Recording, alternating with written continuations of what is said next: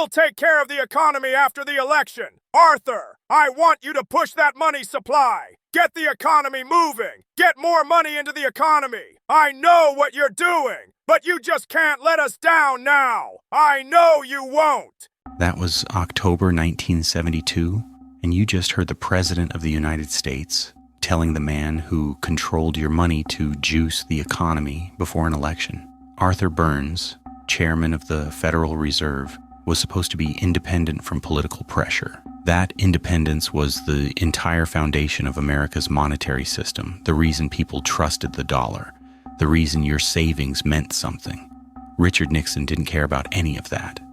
What he did in those private conversations would trigger an inflationary spiral that destroyed the purchasing power of the dollar by 40% over the next decade, wiped out the savings of middle-class families who'd done everything right, and fundamentally broke the American economy in ways we're still dealing with today. And we know exactly what happened because Nixon recorded everything. When Nixon took office in January 1969, he inherited an economy that was already showing cracks. Lyndon Johnson had funded the Vietnam War without raising taxes, flooding the economy with borrowed money. Unemployment sat at 3.3%, which sounds great until you understand what that actually meant. There weren't enough workers to fill available jobs, so wages were climbing, and companies were passing those costs directly to consumers. Inflation had crept up to 5.5% annually, which terrified people who remembered what inflation could do. The generation running the country in 1969 had lived through the Depression, and they understood that once prices started climbing, once people expected prices to keep climbing, the spiral could become unstoppable. Nixon had a problem, and the problem was simple math. He needed to win re-election in 1972, which meant the economy needed to feel good in 1972, not in 1973 or 1974. Voters don't care about long-term economic stability when they're standing in a ballot box. They care about whether they got a raise, whether they can afford a new car, whether things feel better than they did last year. Enter Arthur Burns. Nixon appointed him chairman of the Federal Reserve in February 1970, and on paper, Burns was the perfect choice. Economist, professor at Columbia, former advisor to Eisenhower, pipe-smoking intellectual with impeccable credentials. The Senate confirmed him unanimously because everyone assumed he'd do what Fed chairmen were supposed to do: ignore politics and focus on price stability. The Federal Reserve's job is straightforward, at least in theory. When the economy overheats and inflation rises, the Fed raises interest rates, making borrowing more expensive, cooling things down. When the economy slumps, the Fed lowers rates, making borrowing cheaper, encouraging spending and investment. The system only works if the Fed makes decisions based on economic data, not based on which party holds the White House. Burns understood this, but he also understood something else. Nixon had given him the most powerful economic position in the country, and Nixon expected loyalty in return. The tapes from 1971 tell you everything you need to know about how this relationship actually worked. Throughout 1971, Nixon repeatedly called Burns to the White House for what the official schedules listed as economic briefings. According to tape recordings and transcripts released decades later, these meetings had one purpose: pressure. Burns tried to explain that cutting interest rates when inflation was already climbing would make the problem worse, that the economy needed time to adjust, that short-term political gains would lead to long-term pain. Nixon wasn't interested in economic theory. Over the next several months, Nixon summoned Burns to the White House repeatedly, and each time the pressure intensified. According to the tape transcripts released decades later, Nixon used every tool he had. He reminded Burns that he'd appointed him. He suggested that Burns's reputation would suffer if the economy tanked. He floated the idea that maybe the Fed's independence wasn't really necessary, that maybe Congress should have more oversight. Burns, brilliant economist that he was, eventually gave in. Whether he genuinely believed his policies would work or simply buckled under political pressure, remains debated by historians, but the result was the same. At the Federal Open Market Committee meeting on February 10, 1971, Burns pushed for lower interest rates. Several members objected, pointing out that inflation was still climbing, that loosening monetary policy now would send the wrong signal. Burns overruled them. The Fed cut rates, then cut them again, then kept them low, even as every economic indicator screamed that inflation was accelerating. The economy did heat up exactly as Nixon wanted. Unemployment dropped to 5.6% by mid-1971. Consumer spending surged. Nixon could point to economic growth and falling unemployment. Perfect talking points for the re-election campaign. But prices kept climbing. Inflation hit 4.3% in the first half of 1971, then accelerated. People started to notice that their paychecks weren't stretching as far, that the cost of groceries was creeping up week by week, that something felt wrong. Nixon needed a bigger move, something dramatic that would make people forget about rising prices. Or mirror. The weekend of August 13, 1971, Nixon summoned his top economic advisors to Camp David for an emergency meeting. Treasury Secretary John Connally, Budget Director George Shultz, Federal Reserve Chairman Arthur Burns, and a handful of others arrived, not knowing what Nixon had planned. What Nixon announced that weekend would reshape the global economy. Since 1944, the dollar had been tied to gold at a fixed rate of $35 per ounce. Foreign governments could exchange their dollars for gold, which meant the U.S. had to maintain enough gold reserves to back the currency. This system, established at Bretton Woods, had made the dollar the world's reserve currency, the foundation of international trade. Nixon was about to end it. Burns argued against the plan, explaining that closing the gold window would destroy international confidence in the dollar, that it would unleash inflation because the Fed could now print money without any constraint. John Connally, a political operator who didn't care about economic theory, told Nixon that bold action would look strong, that Americans would rally around a president who stood up to foreign pressure. On August 15th, Nixon went on national television and announced that the United States would no longer convert dollars to gold.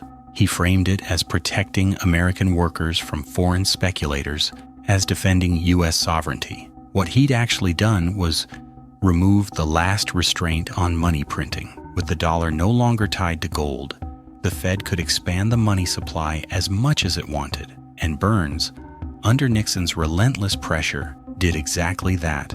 The monetary base grew by 7% in 1971, then by 9% in 1972. The economy boomed heading into the election. Unemployment dropped to 5.1% by November 1972. The stock market climbed. Nixon won re-election in a landslide, carrying 49 states against George McGovern. Then the bill came due. In October 1973, Arab members of OPEC imposed an oil embargo in response to U.S. support for Israel in the Yom Kippur War. Oil prices quadrupled almost overnight. Americans found themselves sitting in gas lines for hours, sometimes unable to fill their tanks at all. But the oil shock didn't create the great inflation. It accelerated an inflationary spiral that was already underway, a spiral that Burns and Nixon had set in motion. Inflation hit 6.2% in 1973, then 11.1% in 1974, then kept climbing. If you'd retired in 1971 with $100,000 in savings, by 1976, the purchasing power of that money had fallen to $70,000. You hadn't spent a dime, but your life savings had been quietly confiscated through inflation. The economy entered a recession in 1973, but prices kept rising, creating something economists had thought was impossible: stagflation. High inflation and high unemployment at the same time, violating everything the textbooks said about how economies worked. Burns testified before Congress in 1974, explaining that the inflation was temporary, that it was caused by the oil shock, that the Fed had everything under control. He was either deceiving himself or deceiving Congress. The evidence from tape transcripts and Federal Reserve records shows that by 1971, Burns understood the inflationary consequences of loose monetary policy, yet the Fed continued expanding the money supply through Nixon's re-election. Nixon resigned in August 1974, destroyed by Watergate, and Gerald Ford inherited an economic disaster. Ford tried to fight inflation with voluntary measures, asking Americans to wear win buttons and cut spending, a response so pathetic it became a national joke. Jimmy Carter won the presidency in 1976, promising to fix the economy, but inflation kept accelerating. By 1979, inflation reached 11.3%. The prime lending rate hit 20%, making it nearly impossible for businesses to borrow or families to buy homes.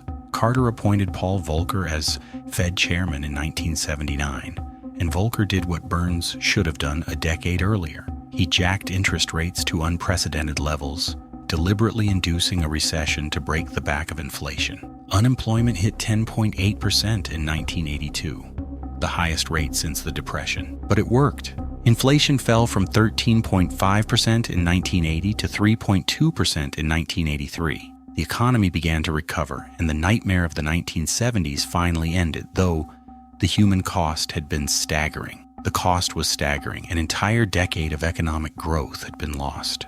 Manufacturing regions in the Midwest never fully recovered. Retirees who'd saved for decades found their fixed incomes couldn't cover basic expenses. Young people entering the job market in the late 1970s faced unemployment rates and interest rates that crushed their prospects. The tapes sat in the National Archives for decades, and when portions were finally released and transcribed in the 1990s and 2000s, they confirmed what economists had suspected. Nixon had systematically pressured Burns to keep monetary policy loose for political purposes, and Burns had either acquiesced or convinced himself that expansionary policy combined with wage and price controls could somehow contain inflation. After leaving the Fed in early 1978, Burns gave several interviews reflecting on the inflation crisis. He acknowledged that monetary policy had been too loose in the early 1970s, though he attributed much of the problem to factors beyond the Fed's control, including fiscal policy and the oil shocks. But the documentary record tells a more complicated story. The transcripts show Burns understood the trade-offs he was making, and whether he was acting out of political pressure, genuine belief in his policy approach, or some combination of both, the result was a decade of economic turmoil that devastated American families. And Nixon? He never expressed regret. In interviews after his resignation, he defended his economic record, claiming that the oil shock had caused the inflation, that his policies had created growth and jobs. The evidence demonstrates a clear connection between the Fed's expansionary policies in the early 1970s and the subsequent inflation crisis. Though economists continue to debate the relative weight of monetary policy versus other factors like oil shocks and fiscal spending, the Federal Reserve's independence exists for a reason, and the 1970s showed what happens when that independence breaks down. Today's Fed chairmen serve 14-year terms specifically to insulate them from political pressure, to ensure they can make decisions based on economic reality rather than election cycles. But the pressure never stops. Presidents from both parties have publicly criticized Fed decisions, have suggested that the chairman should be more responsive to political concerns, have implied that independence is overrated. What happened in the 1970s should serve as a warning. When monetary policy becomes a tool for short-term political gain, the costs get paid by ordinary people who have no say in those decisions, who did everything right, who saved and planned and believed the system would protect them. Those tapes captured something important. The moment when the people running the country prioritized winning the next election over protecting the currency, over preserving savings, over maintaining the trust that makes an economy function. Arthur, I want you to push that money supply. Get the economy moving. Get more money into the economy. But you just can't let us down now. And he didn't. The great inflation destroyed 40% of the dollar's purchasing power in a decade, and it started with conversations like the ones on those tapes. Millions of people saw their savings evaporate, their plans collapse, their futures shrink, all because a few men in positions of power made decisions that served their interests rather than the country's. The question worth asking is whether we've actually learned anything, or whether the same pressures, the same temptations, the same willingness to sacrifice long-term stability for short-term political gain are still shaping the decisions being made right now. If this story makes you think differently about economic policy and the importance of institutional independence, hit that subscribe button. And here's what I want to know. Do you think the Federal Reserve is actually independent today, or is it still subject to the same political pressures that compromised Arthur Burns? Leave your answer in the comments.